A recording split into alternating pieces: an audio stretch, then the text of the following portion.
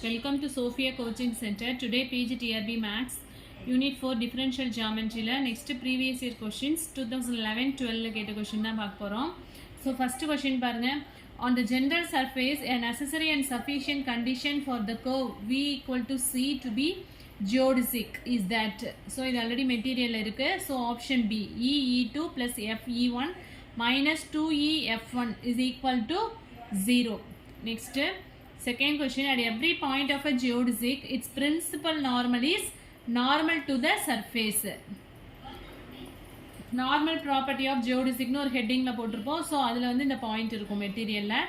So normal to the surface, option A is correct one. Question, the Christoffel symbols of first kind gamma of gk are given by, so option B தான் correct, r1 vector dot r jk vector. So the geodesic curvature of the parametric curve V equal to C is given by, so kg equal to என்ன அப்படின்னா 1/2 into h inverse e inverse 2e(f1) minus e(e2) minus f(e1). So option C தான் வந்து இதுக்கு correct answer.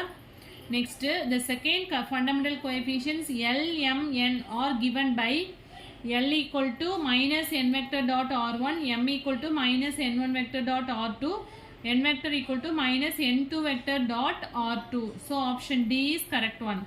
Next, sixth sum, E, F, G and L, M and be the first and second fundamental coefficients at an oblique point. Oblique point already படிச்சிருப்போம். E by L equal to F by M equal to G by N எடுத்துருவோம். இங்க வந்து reciprocal எழுதிருக்காங்க அவ்வளவுதான். So L by E equal to M by F equal to N by G. So option C is correct one.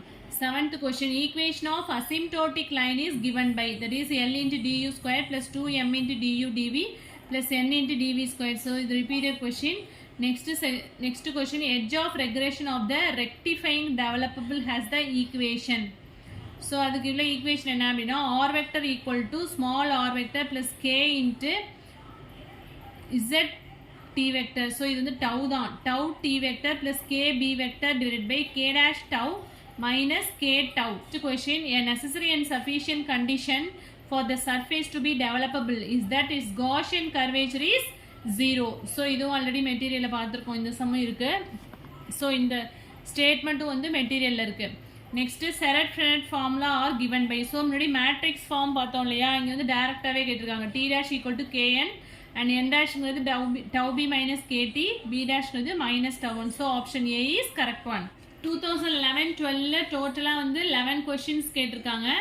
So 11th question பாருங்க, directions of parametric curves are conjugate. Mostly வந்து conjugate எல்லா questionsலயும் வந்திருக்கு, question paperலயும் வந்து இந்த question இருக்கு. So m equal to 0, conjugate வந்தாலே capital M equal to 0. So இதான் வந்து conjugate இருக்கிறதுக்கான necessary and sufficient condition.